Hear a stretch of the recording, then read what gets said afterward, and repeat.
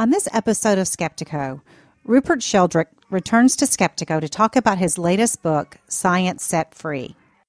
I think all these questions of the spiritual are not buried deep in these questions. They're right there under the paper-thin surface of it. Survival of consciousness. I mean, that immediately, for any man on the street as well as any scientist, immediately launches us into deep questions of the spiritual. I don't know how you get around that. Although the science is very relevant to these issues, it doesn't map in such a way that, you know, to be an atheist, you've got to be a kind of Dawkins-style materialist, or to be a religious person, you've got to be a dualist. I think what we're heading for is, in a post-materialist worldview, which is what my book is trying to point the way towards, we can have a holistic way of looking at things, a scientific investigation of things, which leaves these bigger questions open. Stay with us for Skeptiko.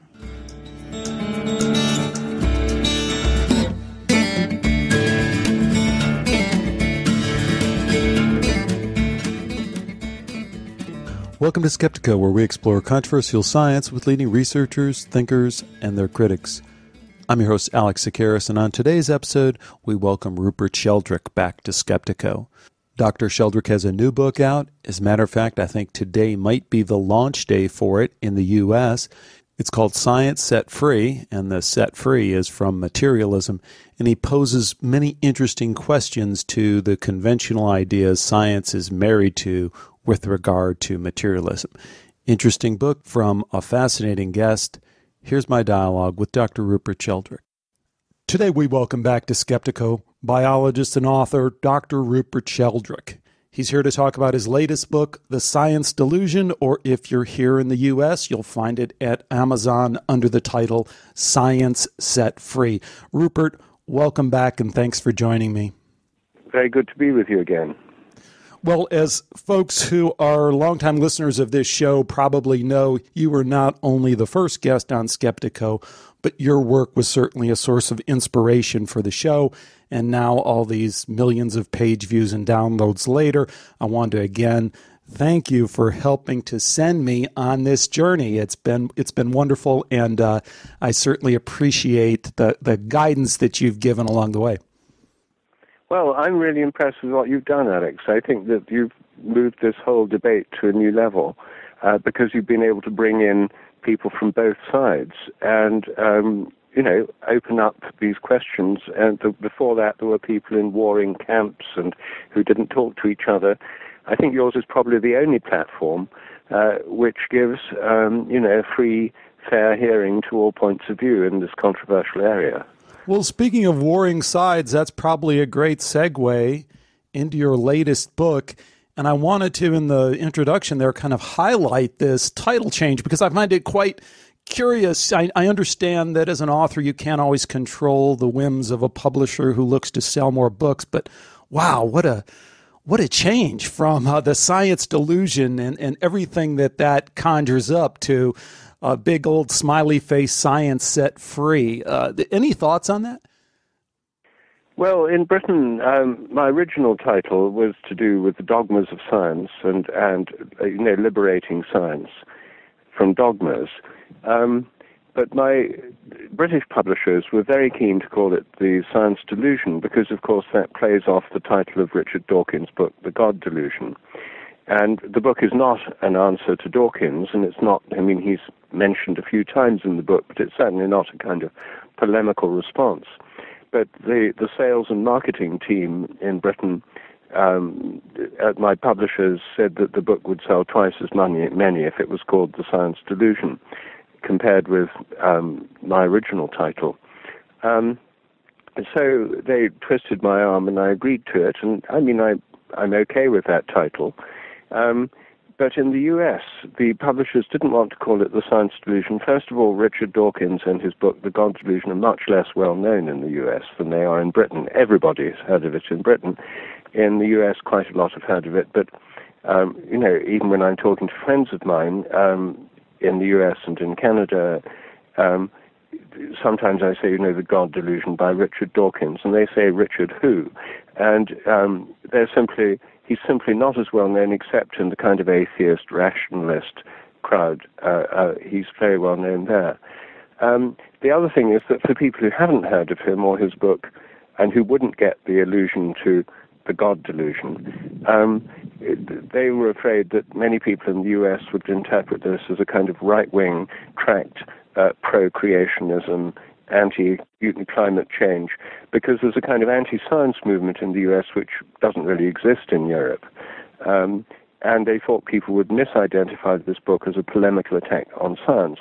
In fact, it's pro-science. It's trying to advance science and the scientific agenda by helping to free it up from the dogmas that are holding it back. So it's not anti-science, it's pro-science. And Science Set Free captures the meaning, the intention of the book better, actually. Great. I'm glad you think so. And I think the book is pro-science, and I definitely want to talk about that. And I guess the way into that is to pull apart this word science. You spend a good deal of time talking about it in the history of science and the philosophy of science. But of course, as soon as we get in there, we're kind of burdened with this science as a position versus science as a method. And as much as we'd like to kind of look at it in purest terms and say it's a methodology and it's really just a toolkit, it also does represent something in the public discourse we have. Science is a position. So how did you kind of handle that in your book, or what did you seek to do with this idea of being pro-science? Well, you see, I'd like the science as a method approach. I think science is the best method we have for looking into things and inquiring into things in a cumulative way. But it's held back by dogmas, and it took me a while to realize just what those dogmas are, because when you're learning science, nobody says, here are the 10 dogmas, you've got to believe these. They're not usually spelled out, and most people aren't even aware that they're dogmatic assumptions. Most people within science and outside science think that these are truths, scientific truth. Many people who believe in science, they often say, I believe in science, think that other people, religious people, have beliefs. But by contrast, those who believe in science or the scientific worldview know the truth. And so that's a problem. And it's the dogmas, making the dogmas explicit first, that was the challenge. And then what I do in the book is turn them into questions. So I'm not saying this dogma is wrong. I'm saying let's take it as a question, not as a fact. For example, the dogma, the mind is inside the brain, the mind is the brain, becomes a question, is the mind confined to the brain? The dogma, matter is unconscious, becomes, is matter unconscious? The dogma, the total amount of matter and energy is always the same, becomes the question, is the total amount of matter and energy always the same? And when one turns them into questions and looks at the evidence, the facts, what science itself has shown, it turns out in every case these dogmatic assumptions are simply assumptions, and they're not just assumptions, they're actually wrong. And yet they're the foundations of science as it's currently practiced. And most people aren't even aware they're making those assumptions. So that's really what my book's trying to do. And when I turn them into questions, all sorts of new kinds of science become possible, still using the scientific method, still using evidence, still using scientific procedures, reason and logic and all the rest of it, but not bound to this narrow framework which is holding everything back. I want to push that just a little bit further, because early on in the book you state that science's intellectual prestige is almost unchallenged. Those are your words. And I wonder if there isn't really a flip side to that. At some level that's true, and at another level it's equally true that science has been fundamentally discredited in recent years. So we can look at ClimateGate, or we can look at peak oil, or even UFOs and ghosts, even evolution. All those are topics that have kind of come to the fore, and science has had their say, and in one way or another has come out of it pretty battered as a result. I think the average person walking around, certainly in the U.S., will nod their head with the intellectual prestige of science nonsense, but when you really speak to them privately, they just don't put a lot of stock in science. I think that's more in the US than in most other places. In China and India and in most of Europe, they still do. But I think that, what makes science, its prestige so great is not so much the scientific content of science, but the fact that we all use things like cell phones and computers and fly on jet planes and watch TV and that kind of thing. These technological achievements are completely transforming the planet. And they are, but I think people are able to understand technology and engineering and say, wow, this is great. My new iPhone 5 is fantastic. And they're able to separate that from the quote-unquote scientist who stands up there and says this or that about climate change or about any of these other topics that then turn out to be not only provably wrong, but just kind of on the surface of it silly. I mean, the idea of free will or consciousness or any of these things that wind up with your propositions just looking rather silly. I think people have really internalized the extent to which science just doesn't have these answers.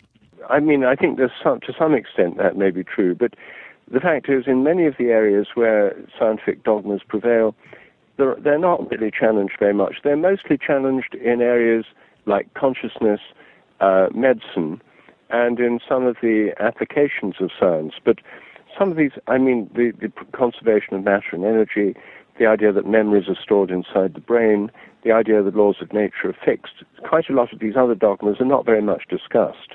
And I think that it's when one looks at the whole picture, the broad picture, one sees a consistent pattern. A lot of the problems that arise from science and its public image at the moment are because of its dogmatism, and also because of the way in which science is actually pursued, which is not really a culture of open debate and discussion, but a kind of authoritarian system.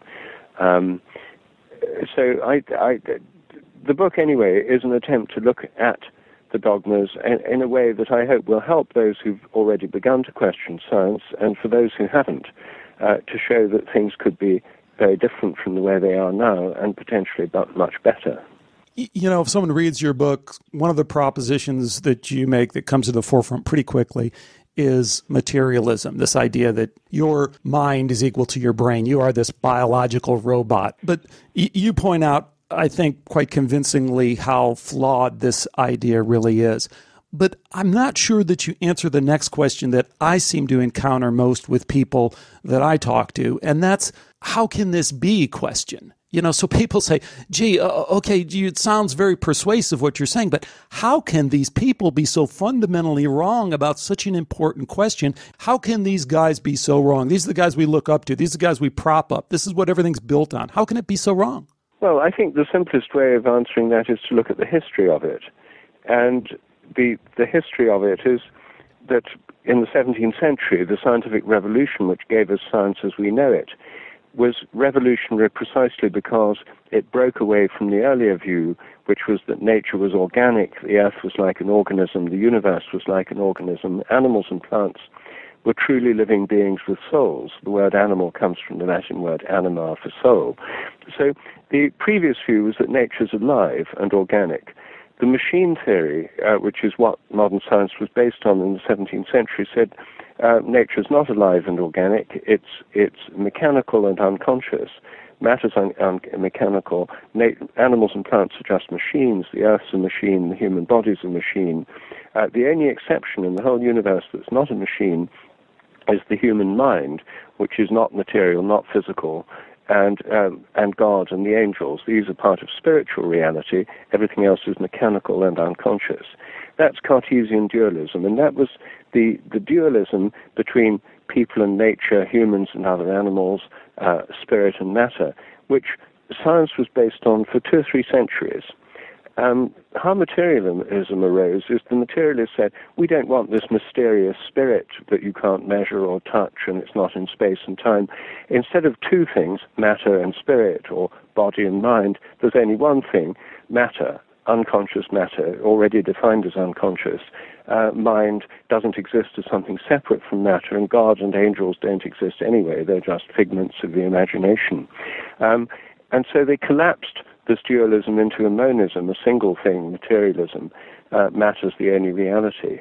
And that doesn't make much difference for engineering or making iPhones and things, but it does make a lot of difference if one's trying to understand the nature of the human mind or consciousness.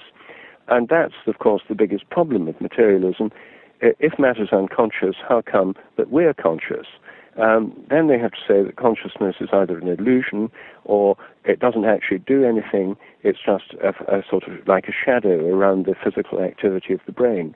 And so consciousness becomes a huge problem and embarrassment for materialism. It's in fact called the hard problem in philosophy of mind. So although materialists have claimed the prestige of all modern science and technology, they're least successful when dealing with the nature of human minds or consciousness. So it's not as if materialism's been very triumphant in that area. It's been extremely untriumphant. It's problematic, bogged down in endless debates and problems. And of course that is the problem that underlies many of the themes discussed on the Skeptiko, in the Skeptiko podcasts and on the website. Because if the mind is nothing but the brain, then things like telepathy and other psychic phenomena ought not to exist because they imply the influence of the mind at a distance beyond the brain. And so the materialist assumption then leads to a dogmatic denial of psychic phenomena and an attempt at all costs to deny or rubbish the evidence. And so a lot of the dogmatic attitudes we encounter among skeptics, so-called skeptics, come from this belief system. So, and it's not just one particular belief, it's part of a whole package of beliefs on materialist worldview, which is what my book is critiquing by taking them apart one by one and looking at the evidence. And I think it does a great job of that, a very convincing job of that. I do have to just kind of play out if we might have to turn the model around, though, instead of science driving this materialism and this materialistic belief system, if it's not the other way around, because certainly if we look at the extent to which materialism is so enmeshed in our political and economic system in a way that would be almost impossible to pull it out, you just have to wonder if it's a chicken and the egg thing. Can science really rescue us from that? If we come up with a different worldview that suggests all the things that lie beyond materialism, can we really get there with the kind of political and economic systems we have in place? I don't see why not. I mean, if we went beyond materialism in the realm of medicine, for example, we'd have a medical system that was more inclusive and holistic and probably cheaper. That wouldn't please the pharmaceutical companies, but it would certainly please a lot of national health services and medical insurers if one could deliver better health care cheaper by breaking down the taboos and barriers that presently mean that only mechanistic medicine is treated seriously by these funding and research agencies. I think that's perfectly doable. There's already plenty of people doing it. It's just not political mainstream at the moment. And I don't think that would be a huge reform, a difficult reform. I think politically, a non-materialist science, a post-materialist science that was more organic or holistic, would be much more compatible with people's own experience. It would be much more compatible with a healthier relationship to the environment. And I think that these things would probably be quite popular politically. I don't think that this is, materialism isn't an essential part of the apparatus of government, state, and industry. It is right now, but materialism only became the predominant view within science by the late 19th century. Before that, most scientists were dualists, and found no problem. Most governments were dualists, and dualism, I'm not a dualist myself, I think it's too limited a view, but it meant there was more harmony between science and religion. They lived in kind of separate compartments. Materialism leads to an onslaught in its more militant forms on any form of religious belief. And that's deeply upsetting politically for a lot of people. And that's why in the US there's this kind of religious right backlash, which is largely confined to the US, but I think one can only see the context for that in a kind of militant materialism, which asserts that science disproves God, evolution shows there's no such thing as God, science is right, therefore God doesn't exist. And Richard Dawkins was professor of public understanding of science at Oxford, and his atheist views in his mind are simply equated with science. So if one equates science with atheism and materialism, then you're going to alienate a lot of people and cause big political backlashes. And so I think it's done more harm than good, and actually creates more problems, far more problems than are necessary. I don't know about more harm than good, but I think personally it really brings the question more into focus, more honestly and fairly, more on the table than to otherwise obscure it. Because that's the one part I guess I'd really want to push on is, at the end of the day, the end of materialism means the end of atheism. And that's what we're fighting about. And I think it requires us to seriously consider all sorts of questions about the spiritual, quote unquote. And again, I think that's what this debate, the underlying fight, is all about. So don't we need to be more upfront about that, and particularly in these alternative sciences like parapsychology? Don't we have to deal with that head on? Let me take that one small step further. I mean, to me, the implications are clear. If consciousness survives death, which seems to be most likely true, then that's just about every religion throughout time has told us. And if there is some hierarchical order to consciousness, again, something that seems to be indicated by the data we have, then that sure sounds like something that we would call God. Most religions would call God. So aren't these issues, aren't these topics, these spiritual topics, really right there under the surface of that? And isn't that what we're really fighting about? Well, I don't think it's as simple as that. Because, for example, take parapsychology. Among parapsychologists, some parapsychologists are materialists and atheists. Others are Christians, others are Buddhists or Hindus. But Rupert, that's just because they've sold out to try and get some scientific legitimacy. They've, adopted these atheistic ideas in a way that I think, I'd like you to point out one of them that has any kind of consistent theory for how atheism could possibly be compatible with survival of consciousness. I mean, what, super psi? I mean, what are we talking about? There are several quite eminent parapsychologists who are atheists, and Dick Beerman in Holland, for example, Richard Broughton, who used to be at the Rhine Centre, now at the University of Northampton in England, Damien Broderick, who writes popular books on science fiction and knows a lot about parapsychology. He's an atheist and a materialist. But does any of that make any sense to you?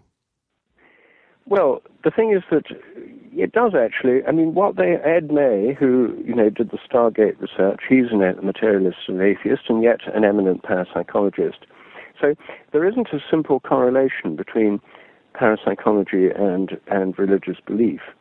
No, what they hope for, and what I think is a real alternative, is that the narrow dogmatic materialism we now have could be replaced by a kind of organic, holistic worldview which wouldn't necessarily imply the existence of God. It would be perhaps pantheistic or animistic without being theistic or deistic. So I think there's an intermediate position which is not either just atheistic materialism or full-blown religion and spirituality. I think there is an intermediate position where I think it could still be possible to be an atheist, but not on the basis of this narrow dogmatic materialism, but on a much more sophisticated form of materialism. You sound much less convincing in that argument, in that position. I don't think that's your position, and I just don't it's not my position, but what I don't want, you see, I think it's really important to decouple arguments about atheism and religion, which get people passionately involved with articles of personal faith and personal experience. I think we can decouple it from religion, but from spirituality, I think that's part of the problem. I think all these questions of the spiritual are not buried deep in these questions. They're right there under the paper-thin surface of it. Survival of consciousness. If we just look at the data and we say, well, that seems to suggest that, consciousness survives death. I mean, that immediately, for any man on the street as well as any scientist, immediately launches us into deep questions of the spiritual. I don't know how you get around that. Well, the survival of consciousness is, one aspect of religion or spirituality, but there have been spiritual people, including many Jews, for thousands of years, who are religious and spiritual but don't believe in survival of consciousness. So, again, there's not 100% correlation between these points of view. Even at the time of Jesus, one of the great debates going on at the time the New Testament was being formulated in the life of Jesus and then in the subsequent discussions was, the Sadducees, the temple priests, didn't believe in survival, whereas the Pharisees did. And this was a really big debate, and that debate still goes on in the Jewish community. So it's even though both sides are devout religious people with a spiritual experience and dimension. So I think it's quite important to decouple these. Although the science is very relevant to these issues, it doesn't map in such a way that, to be an atheist, you've got to be a kind of Dawkins-style materialist, or to be a religious person, you've got to be a dualist. I think what we're heading for is that in a post-materialist worldview, which is what my book is trying to point the way towards, we could have a holistic way of looking at things, a scientific investigation of things, which leaves these bigger questions open. And for example, in one chapter of the book, where I'm dealing with the dogma that memories are stored as material traces inside the brain, that becomes the question, are memories stored as material traces in brains? I myself don't think memories are stored in brains. I think that brains are more like tuning devices, more like TV receivers than like video recorders. Now that's really a scientific question, how is memory stored? And we can do experiments to try and find out how memory works.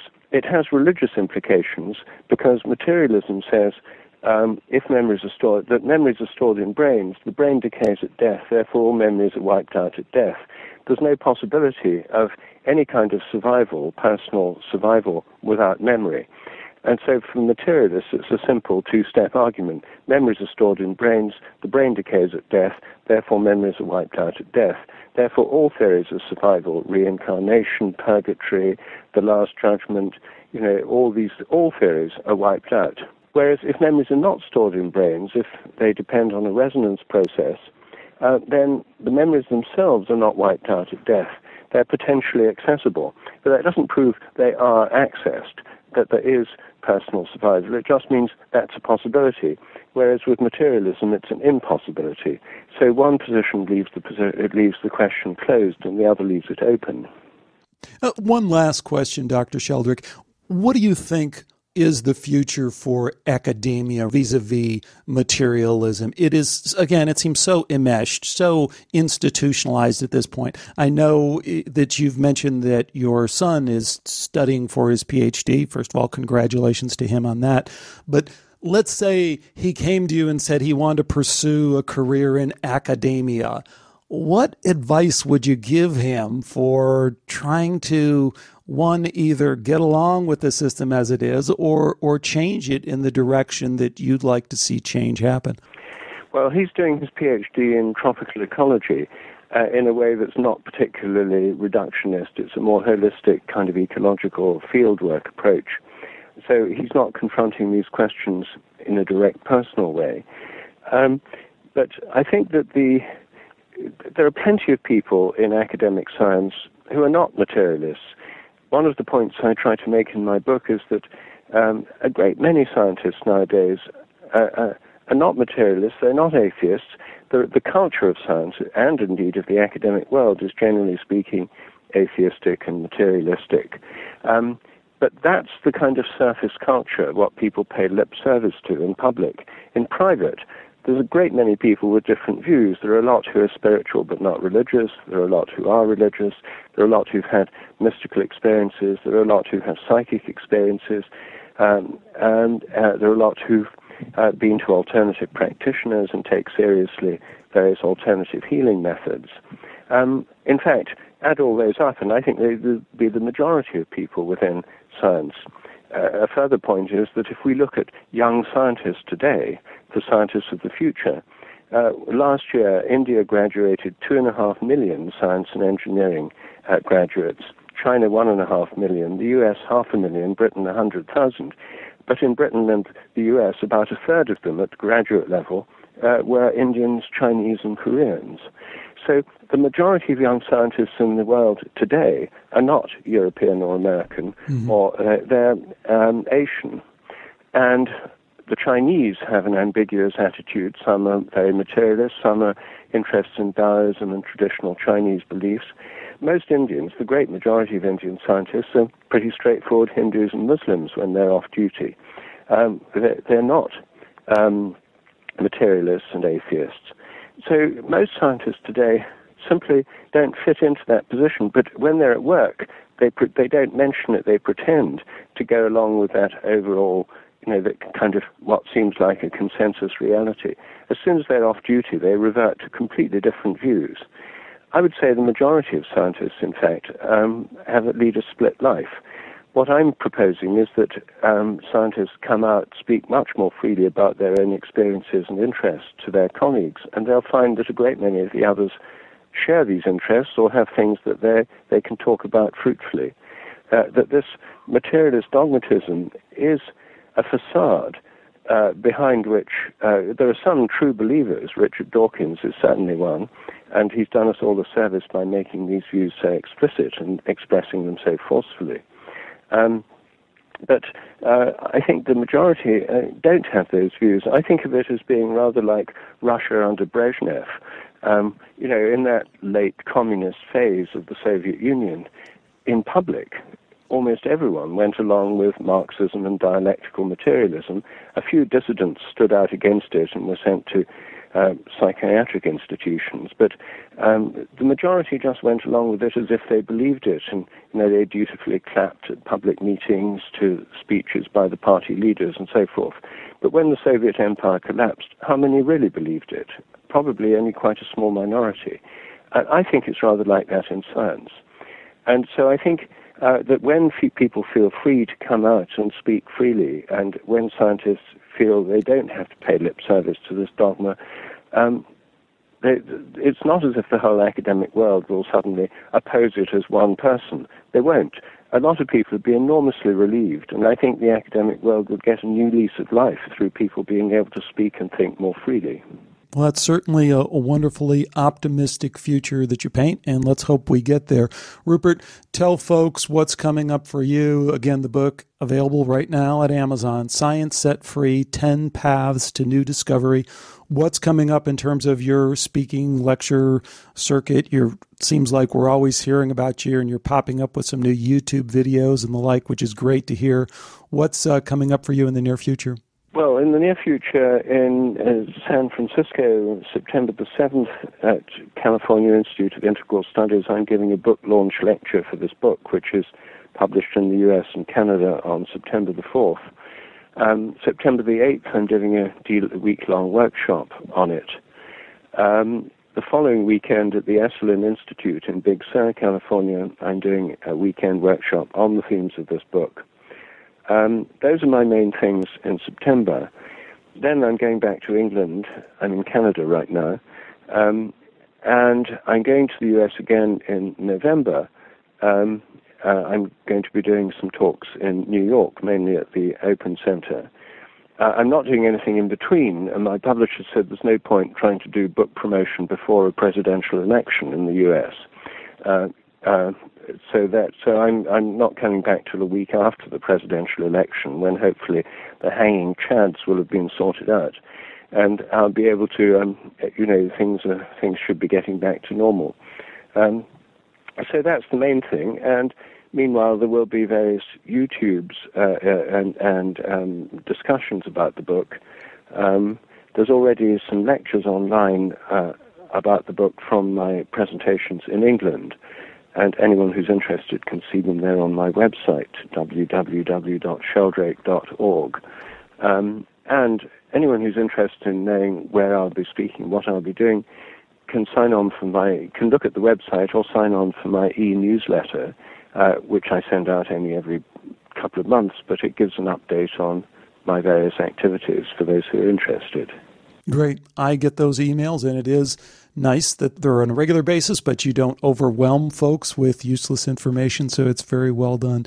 Well, Dr. Sheldrake, thanks again for joining us today. Best of luck with the book, and hopefully we'll touch base with you again in the not-too-distant future. Good, thanks very much, and all the best to you and the great work you do. Thanks again to Dr. Sheldrake for joining me today on Skeptiko. A couple of questions I guess I'd tee up. I think the main thrust of this book is topics that we've covered over and over and over again in terms of materialism, but I particularly like the way that he's drawn out these assumptions that materialism is based on and turned them into rather provocative questions that even when one first hears them, you're kind of drawn to say, yeah, why would I assume that that's true?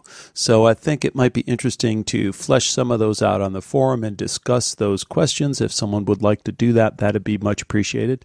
And the second topic I'd want to discuss is this last one that I brought up with him, and it keeps popping up for me at least, and that is this connection between a post-materialism scientific world and the spiritual. So again, to me, it's clear that as soon as we get past materialism, we have to confront head on these questions of spirit. Are there spiritual beings? What happens to consciousness after we die?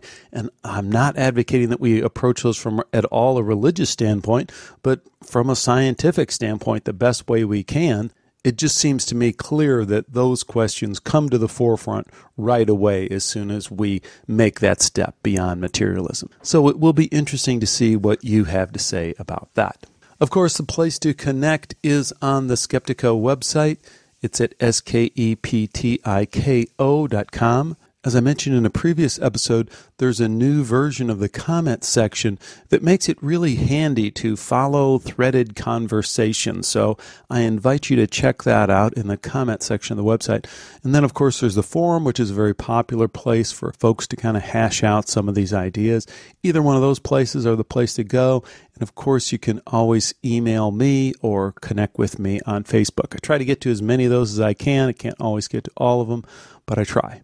Well, that's going to do it for this episode. I have several interesting shows coming up. Be sure to stay with me for all of that. Be sure to tell your friends and blog and write about Skeptiko whenever you can.